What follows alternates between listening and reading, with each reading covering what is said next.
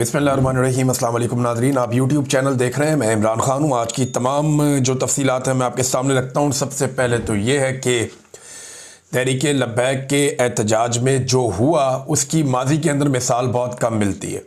ऐसा कुछ हमने देखा एक दफ़ा इस्लामाबाद डी चौक में 9 मई को भी हमने ऐसा कत्लेआम देखा था।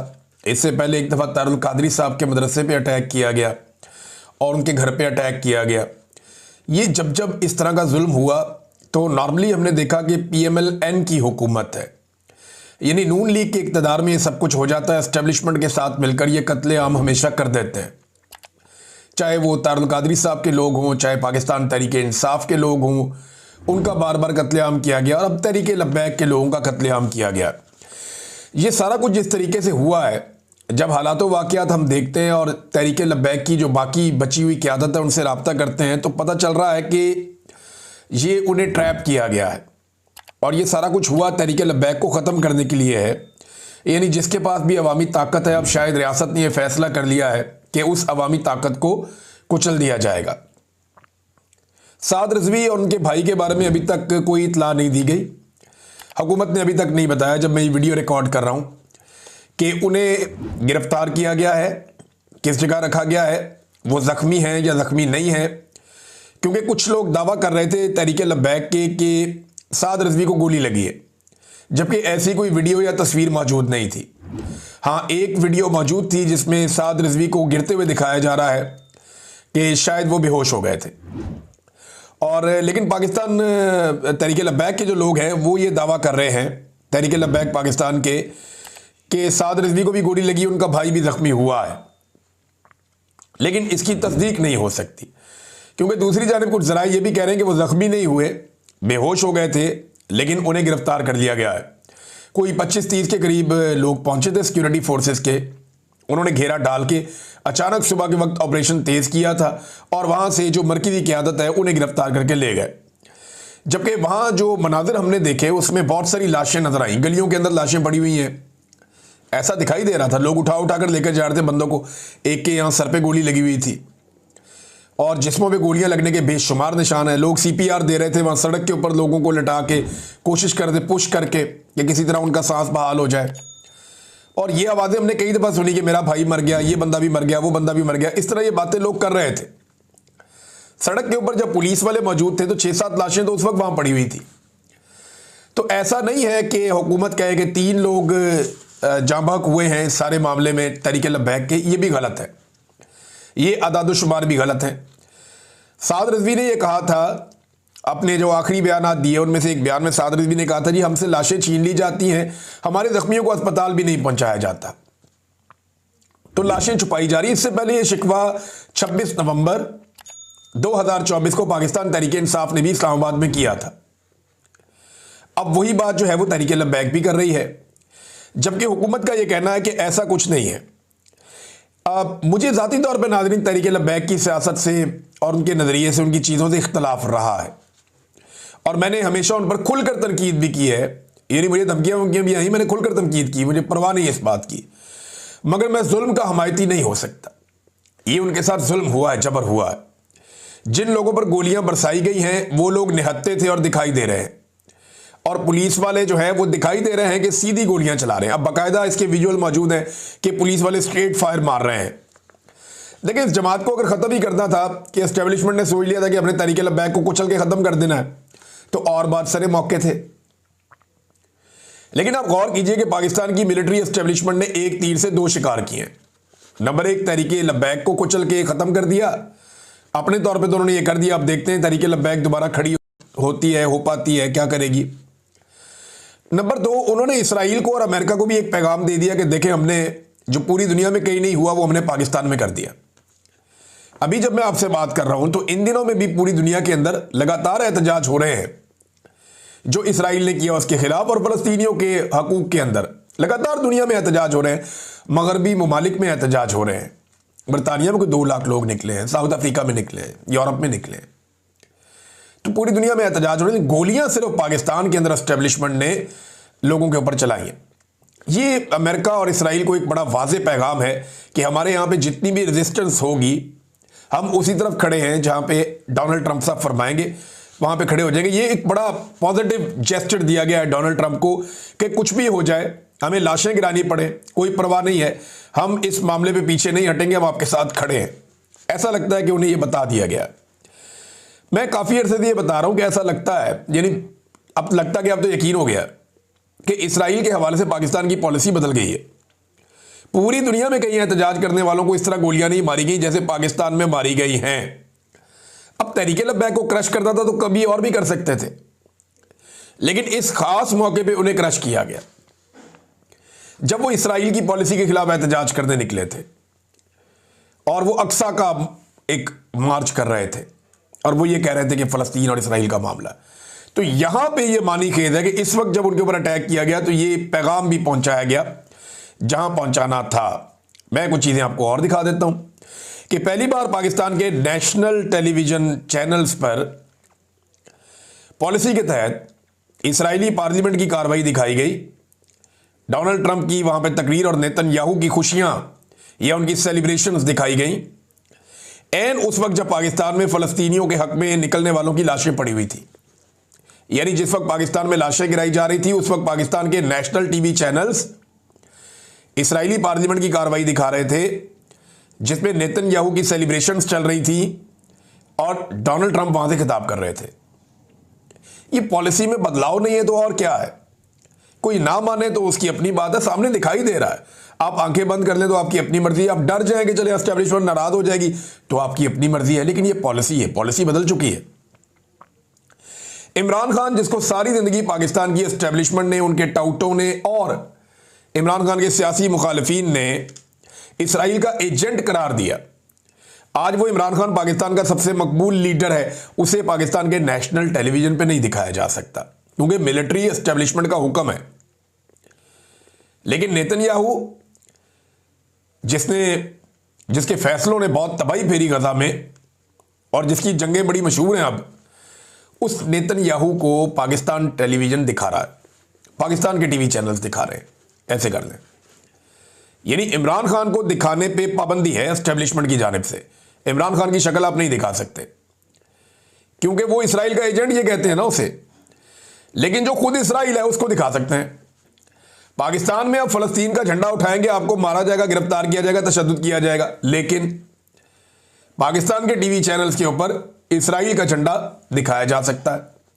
प्रॉब्लम नहीं है। मनाजिर हमने अब देखे हैं, ऐसा नहीं है कि मैं अपने से बात कर रहा हूं, ये मनाजिर देखने के बाद मैं आपको एग्जैक्टली रिपोर्ट कर रहा हूं और साथ साथ आप ये तस्वीरें देख भी रहे हैं। ऐसा नहीं है कि मैं जुबानी कलामी बात कर रहा हूं। रियासत ने ना, नाज़रीन, ऐसा लगता है ये सारा कुछ पॉलिसी के तहत किया है। मैं फजल रहमान साहब को खबरदार करना चाहता हूं कि रेडी हो जाएं, आपकी बारी भी आने वाली है। यह रियासत हर उस ताकत को कुचल देगी जिसके साथ कुछ अवामी प्रेशर मौजूद है और ये आइंदा चलाएंगे पाकिस्तान को डंडे के साथ। डंडे के साथ हुकूमत बनाई जाएगी, डंडे के साथ हुकूमत गिराई जाएगी, डंडे के साथ हुकूमत चलाई जाएगी। यह आइंदा का फॉर्मूला। और जो भी पब्लिक ताकत रखता होगा या अवामी ताकत जिसके पास होगी उसको कुचला जाएगा और अब सिर्फ सरकार का डंडा चलेगा और कुछ नहीं होगा। जमहूरियत नाम की चिड़िया पाकिस्तान के अंदर अब कभी चहचहा नहीं पाएगी जब तक कि यह निज़ाम मौजूद है। ये नाम तो लेंगे जमहूरियत का, लेकिन जमहूरियत होगी नहीं। देखिए ना, जितना कत्लेआम पंजाब हुकूमत ने करवा दिया है, एक लफ्ज वो लोग नहीं बोले और अब बाद में कह रहे हैं जी अस्पताल में जख्मी नहीं है, कोई लाश नहीं है, कोई चक्कर ही नहीं है। वहां पे हमने खुद लोगों की लाशें गिरती हुई, जख्मियों को वहां पे ले जाते हुए देखा। अभी तो आप देखिएगा मनाजिर मजीद आ रहे हैं और सोशल मीडिया पे जो व्हाट्सएप के ऊपर भरा पड़ा है ऐसे मनाजिर से, तो वो तो हम दिखा ही नहीं सकते। वो तो सोशल मीडिया के ऊपर आग लग जाएगी जो चीजें व्हाट्सएप के ऊपर पड़ी हुई हैं। और तहरीके लब्बैक के लोगों के साथ जो हुआ है, वो जैसे जैसे थोड़ा इसमें से निकलेंगे तो वो बताना शुरू करेंगे कि उन्होंने क्या देखा और किस तरीके से उन्होंने चीज़ों को फेस किया। ये रियासत ने एक पॉलिसी के तहत किया, ऐसा दिखाई देता है। चंदाखोर मौलवी जो तहरीके लब्बैक के लोगों से चंदे बंदे खाते थे और उनके साथ बैठते उठते थे, उन्होंने कोई मजम्मत नहीं की। बहुत सारे मौलवी हैं चुप करके बैठ गए, बोले ही नहीं। जब ये इमरान खान के खिलाफ तहरीके लब्बैक काम कर रही होती थी ना एस्टेब्लिशमेंट की ईमा पे, उस वक्त वो सारे मौलवी पेश होते थे, आगे आगे होते थे। थोड़े दिन पहले एक मौलवी कह रहा था कि छोड़ें जी, कोई बात नहीं, वो खातून का मामला आप अल्लाह पे छोड़ दें, वो इसराइल को पसंद करती है या नहीं करती। इधर लाशें गिर रही थी, वो मौलवी बोला ही नहीं, चूं नहीं की उस मौलवी ने, चुप करके दुबक के बैठ गया। और बहुत सारे मौलवी हैं, नामों के साथ मुफ्ती लगाया हुआ है, लाशें गिर रही हैं, बोले नहीं। लेकिन पाकिस्तान तहरीक इंसाफ जो है, इंसानी हकूक की तंजीमें भी नहीं बोली क्या ये इंसान नहीं थे जो कत्ल हुए हैं। आप इनसे इख्तलाफ कीजिए, मुझे भी इख्तलाफ है, लेकिन वो रात भर चिल्लाता रहा बेचारा, तरले मिन्नतें करता रहा, वो ये कहता रहा कि यार खुदा का वास्ता वापस चले जाओ, रसूल का वास्ता वापस चले जाओ, तुम्हारी माओ का वास्ता वापस चले जाओ, मुज़ाकरात करने के लिए किसी को भेजो, हम वापस जाने के लिए तैयार हैं, हमें मत मारो। लेकिन रियासत ठान चुकी थी, आपको उनका मकसद पसंद नहीं, कोई बात नहीं, मगर कत्लेआम भी तो गलत है ना, वो नहीं होना चाहिए। पीटीआई ने इस पर रद्दमल दिया, मौलवी नहीं बोले, चंदाखोर मौलवी चुप रहे, मफाद परस्त हैं। पाकिस्तान तहरीक इंसाफ ने इसके ऊपर अपना मौक़िफ़ दिया और बड़ा तगड़ा मौक़िफ़ दिया, उन्होंने इसके ऊपर मुतालबात भी किए हैं तहरीक इंसाफ ने, और उन्होंने इसे एक ऐसी हरकत करार दिया जो गलत है। शदीद तरीन अल्फाज में उन्होंने मजम्मत की, ताकत का बेजा इस्तेमाल किया गया उसकी भी उन्होंने मजम्मत की, गैर इंसानी अमल उन्होंने करार दिया। गोली चलाने से नफरत पैदा होती है, 26 नवंबर को भी यही अमल इख्तियार किया गया था। फिर उन्होंने कहा मुज़ाकरात का एक मौका था, मुज़ाकरात करने चाहिए थे ताकि कोई हल निकल आता। फिर जाली पुलिस मुकाबले भी किए जा रहे हैं पंजाब में, ये भी उन्होंने बताया। फिर उन्होंने कहा तस्वीरें और वीडियोस जो आ रही हैं मुरीद के से इंतहाई तशवीशनाक हैं, ये जुल्म की इंतहा है। हुकूमत और मुतल्लिका इदारों को आमराना ज़हनियत तर्क करनी चाहिए, ताकत के अंदर इस्तेमाल से ना तो मसाइल हल होंगे ना ही इंसाफ कायम होगा। मुतालबात उनके क्या हैं? ज़ख्मियों को फौरी तौर पर तिब्बी इमदाद और शोहदा के अहल खाना को इंसाफ फराहम किया जाए, मुलजिमान की जल्द अज जल्द गैर जानिबदार और शफाफ अदालती तहकीकात करवाई जाए, और जो भी मुलव्वस हो उसे सख्त सजा दी जाए। तमाम गिरफ्तार कारकुनान और ख़वातीन को बिला मशरूत रिहा किया जाए और लूटी गई अशिया वापस की जाए। आइंदा किसी भी पुरअमन एहतजाज पर बराह रास्त फायरिंग ना करने की वाज़ेह ज़मानत दी जाए। तमाम सियासी मुकदमात का असर नो जायज़ा लिया जाए और बेगुनाहों के खिलाफ कार्रवाइयाँ बंद की जाएँ। मीडिया पर पाबंदियों और सेंसरशिप का खात्मा किया जाए ताकि हक़ाइक़ अवाम के सामने पहुँच सकें। अगर रियासत खुद शफाफियत नहीं दिखा सकती तो आज़ाद मुबस्सरीन और इंसानी हकूक़ के जो इदारे हैं उनको तहकीकात में शामिल किया जाए। उन्होंने कहा यह मुतालबात हम बार बार दोहराते रहेंगे, और बड़ी शिद्दत से उन्होंने इसकी मजम्मत की है पाकिस्तान तहरीक इंसाफ ने। हालांकि तहरीक इंसाफ का कोई तहरीक लब्बैक के साथ ताल्लुक़ नहीं है, कोई लिंक नहीं है, ये एक दूसरे को पसंद भी नहीं करते, बल्कि तहरीक लब्बैक ने बड़ी तनकीद की है पीटीआई पे। जब पीटीआई के साथ बहुत बुरा हो रहा था इन्होंने मजाक भी उड़ाया, लेकिन आज ये बात करने का दिन नहीं, बड़ा जुल्म हो गया उनके ऊपर। ये सानिया है नाज़रीन, मैं आपसे वैसे बात नहीं कर रही, है बहुत बड़ा सानिया है जो गुजर गया वहाँ पे मुरीद के में। खौफ आता है ये सोच कर कि ये हुक्मरानों का क्या बनेगा, ये कैसे अपने रब को जवाब देंगे। टीएलपी कहती है जी हमारे 100 से ज़्यादा शहीद, वो 180 का फिगर भी बोलते हैं कि इतने लोगों की लाशें वहाँ पड़ी थी और सैकड़ों ज़ख्मी थे।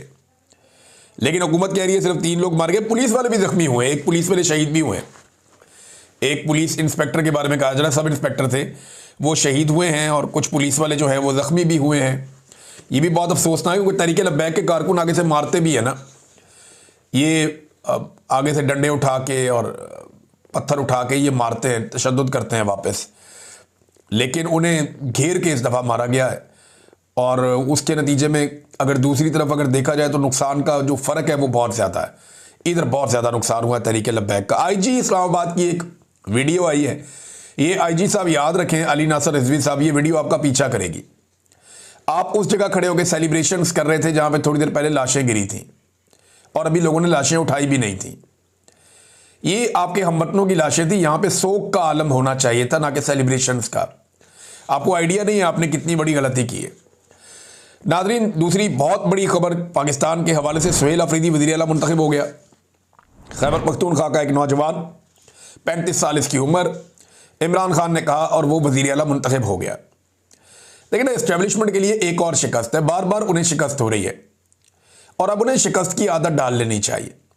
जेल से बैठकर कैदी नंबर 804 ने कहा ये मेरा वज़ीर आला है।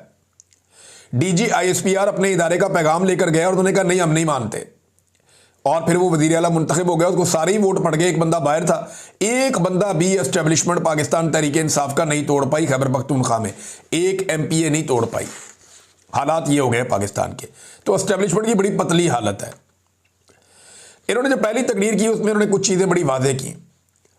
एक तो उन्होंने इमरान खान साहब का नज़रिया और उनका बयानिया सारा बताया, एस्टेब्लिशमेंट को बताया कि जनाब रियासत की असल तारीफ़ क्या है, बल्कि उन्होंने कहा इमरान खान हमारे लिए रियासत है अगर आप एक इदारे को रियासत बनाते हैं तो। फिर उन्होंने हकीकी आज़ादी के जो उनके शोहदा हैं उनके बारे में बात की, शेड्यूल 4 के बारे में बात की, मुस्तकबिल का लायाबल क्या होगा, एहतजाज करेंगे वो बताया। गंडापुर की भी तारीफ़ की, उन्होंने कहा जी ठीक है गंडापुर ने इमरान खान के कहने पर इस्तीफ़ा दिया। फिर 9 मई के जो झूठे मुकदमात हैं उस हवाले से एक्शन इन 8 सिविल पावर के काले कानून के खात्मे का भी ऐलान किया, जिसके तहत खैबर पख्तूनख्वा के इलाकों में फ़ौज कार्रवाई करती है, फ़ौजी कार्रवाई होती है। उन्होंने कहा ये कानून ही ख़त्म कर देंगे और ये एक बहुत बड़ा मसला बन जाएगा फ़ौज के लिए। फिर उनको वहाँ पे जो कार्रवाई वो करेंगे उसको कानूनी जवाज़ नहीं होगा। फिर उन्होंने कहा जी इमरान खान साहब ने जो मंसूबे शुरू किए उनको हम आगे बढ़ाएंगे। खैबर पख्तूनख्वा के हकूक़ की उन्होंने बात की, सोशल मीडिया को सपोर्ट किया। हमारे लिए बहुत बड़ी बात है, उन्होंने शहीद अरशद शरीफ का नाम लेकर उनके लिए आवाज़ उठाई, उन्हें सलाम पेश किया। और इसके बाद क्योंकि ISF से इनका ताल्लुक़ है, इंसाफ स्टूडेंट फेडरेशन से, तो अपनी तंजीम का उन्होंने जिक्र किया। तो ये एक आम आदमी को उठा के इसकी वीडियो, एक तस्वीर मंजर आम पे है, एक वीडियो है जहाँ इमरान खान से सवाल करता है, बिल्कुल आम सा लड़का। इमरान खान इसके सवाल का जवाब देता है। फिर एक जगह पे ये ज़मीन पे बैठा हुआ है, कुछ पाकिस्तान तहरीक इंसाफ के वो कागजात है उनको लिख रहा है, चप्पल इसने अजीब सी पहनी हुई। तो बूटों वालों को चप्पल वाले तो पसंद नहीं आते ना, उन्हें तो लाने होते हैं ऐसे लोग जो सोने का चम्मच मुंह में लेकर पैदा होते हैं। उनको तो बिलावल चाहिए, मरियम चाहिए, ऐसे लोग चाहिए। आम आदमी तो उन्हें पसंद ही नहीं है, नफरत करते हैं सिविलियन से। लिहाजा कैसे हो सकता है कि एक आम आदमी जो टूटी हुई चप्पल पहन के निकला था, और एक देखिए ना, मैं हैरान होता हूं कि बड़ी बड़ी पॉलिटिकल पार्टीज के अंदर बड़े बड़े लीडर्स जिनको कई कई दहाइयां हो गई हैं, वो अपने लीडर्स के बच्चों की खुशामद के अंदर लगे हुए हैं। और यह इमरान खान ने एक स्टूडेंट तंजीम है, वहां से एक लड़के को उठा के वजीर आला खैबर पख्तूनख्वा लगा दिया। बड़ा फर्क है। ये रवायती पॉलिटिकल पार्टीज की मिथ को तोड़ा है। कोई नून लीगी सोच सकता है जो MSF के अंदर हो, एक आम सा कारकुन हो आजकल, कि आज से 5 साल 10 साल के बाद वो वजीर आला पंजाब बन जाएगा? कभी नहीं सोच सकता। लेकिन PTI का हर आदमी ये सोच सकता है कि वो भी वजीर आला पंजाब बन सकता है, क्योंकि उन्हें पता है कि इमरान खान ने अपने रिश्तेदारों को नहीं बनाना, उसने अपने घर से बंदा लेकर नहीं आना। तो एस्टेब्लिशमेंट को बार बार शिकस्त हो रही है। एक बात बड़ी क्लियर की सुहेल अफरीदी ने कि मेरा कायद इमरान खान फौजी ऑपरेशन के खिलाफ था, हम भी इसके खिलाफ हैं। और साथ उसने कहा दहशतगर्दी का हल नहीं है मिलिट्री ऑपरेशन। दुनिया भर में मुज़ाकरात की तरफ आया जा रहा है, हम मिलिट्री ऑपरेशन की तरफ जा रहे हैं। फिर उसने कहा जी कि मैं कबायली हूं और मेरे साथ मुखालफत की गई है। मैं अपने लीडर को पैगाम देना चाहता हूं, लोग सियासत करते हैं लेकिन मैं आपसे इश्क करता हूं। फिर उन्होंने कहा एहतजाजी सियासत का मैं मास्टर हूं और मैं ये करूंगा। फिर अली अमीन गंडापुर की उन्होंने तारीफ की। उन्होंने कहा जो हमारी पगड़ियां उछाल रहे हैं उनकी अपनी लंगोटियां फटी हुई हैं। फिर उन्होंने बताया DGI SPR पे तनकीद की और उस पर वहाँ पे शेम के नारे भी लगे असेंबली में। उन्होंने कहा जी एक आदमी इस्लामाबाद पिंडी से चलकर आया पेशावर में ये बताने के लिए, लेकिन वो वज़ीर आला तो मुंतखब हो गया। मुंतखब तो हो गया लेकिन क्या उसे काम करने दिया जाएगा, बड़ा सवाल ये है। फिर साथ ये भी कहा कि आपको अपनी अफगानिस्तान की पॉलिसी पर नज़रसानी करनी होगी, ये बहुत इंपॉर्टेंट है। और ये पॉलिसी जो इस वक्त चल रही है वो नहीं है, मिलिट्री ऑपरेशन वाली पॉलिसी नहीं चलेगी। अवाम ही रियासत हैं और इस वक्त रियासत चेयरमैन के साथ खड़ी है। पाकिस्तान की अवाम रियासत है और रियासत जो है वो इस वक्त चेयरमैन के साथ खड़ी है। हमारे कारकुनों को एहतजाज पर मारा गया, आज भी तहरीक लब्बैक के कारकुनों पर गोलियां बरसाई गई हैं। उन्होंने अपनी पहली तकरीर में तहरीक लब्बैक के कारकुनों के साथ जो जुल्म हुआ उसके खिलाफ आवाज उठाई है। फिर उन्होंने कहा कि अगर खानदान और पार्टी की मर्जी के खिलाफ इमरान खान को इधर उधर करने की कोशिश की तो पूरा पाकिस्तान जाम कर देंगे। ये भी कहा। सुहेल अफरीदी का जो इम्तिहान है बड़ा सख्त है, क्योंकि गंडापुर ने बड़ी जबरदस्त तहरीक का मोमेंटम बनाया और बना के बार बार तोड़ दिया था। अब सुहेल अफरीदी का ये टेस्ट है कि मोमेंटम क्या वो दोबारा बना पाएंगे। अगर दोबारा मोमेंटम बनता है, जो बनता हुआ अब तो दिखाई दे रहा है, तो क्या उस मोमेंटम को वो जारी रख पाएंगे। एस्टेब्लिशमेंट के लिए बहुत बड़ा इम्तिहान ये है कि सुहेल अफरीदी को काम करने से कैसे रोके, क्योंकि ये लोग तो चले गए हैं हाई कोर्ट में चीफ जस्टिस के सामने और वहां जाकर उन्होंने कहा जी गवर्नर हलफ नहीं ले रहा, हमने अपना वज़ीर आला नामजद कर दिया है। और वो कह रहे जी पिछला भी मुस्ताफ़ी नहीं हुआ, हालांकि पिछले ने असेंबली के फ्लोर पे खड़े होकर भी कह दिया, आप अदालत में बुला लें, यहाँ पे आके भी कह देगा। वो पिछला वाला जो है वो 2 दफ़ा लिख के भी दे चुका है और वो बहाने बना रहा है कि नहीं ये मुस्ताफ़ी नहीं हुआ। ये तो है 5 मिनट का काम। कल की पेशी है दोबारा, और बुलाया सबको। वहाँ पे चीफ जस्टिस ने पेशावर हाई कोर्ट के, तो ये तो हलफ तो कोई और भी ले सकता है, गवर्नर नहीं लेगा तो हलफ चीफ जस्टिस खुद ले लेगा। ये उसके पास आइन में हक है, कानून उसको ये इजाजत देता है कि वो खुद हलफ ले सकता है चीफ जस्टिस, अगर गवर्नर नहीं लेता तो। देखिए ना, इससे पहले जब खैबर पख्तूनख्वा में मखसूस नशिस्तों के नहीं हो रहे थे हलफ, तो फिर इन्होंने तरीकाकार बनाया था ना कि जनाब इस तरह करके फलानी जगह पे जाके वहां पे हलफ ले लें अगर यहां नहीं लिए जा रहे तो ये 2 नंबरी इस किस्म की जाती है, पहले भी की जाती रही, हम देखते रहे। तो अब जो है वो अगर वज़ीर आला का हलफ नहीं लिया जाएगा और गवर्नर जो है वो टमक टोइयां करेगा कि मैं नहीं लेता, तो फिर वो चीफ जस्टिस ले लेगा हल्फ। इसमें क्या प्रॉब्लम है? लेकिन क्या एस्टेब्लिशमेंट कोई गवर्नर राज लगाएगी या इमरजेंसी लगाएगी? अगर एस्टेब्लिशमेंट ये करना चाहती है तो करके देख ले। वैसे भी तो सारे गंदे काम कर लिए हैं, ये वाला भी करके देख ले, लग पता जाएगा। और मुझे तो अब अंदाजा हो रहा है कि मामला मजीद खराब करने की तरफ जाएंगे, ताकि जितने खराब हालात हों उतना ज्यादा एक्सटेंशन का इम्कान बढ़ता रहता है। अब तक के लिए इतनी, अपना ख्याल रखिएगा, अपने चैनल का भी। अल्लाह हाफिज़।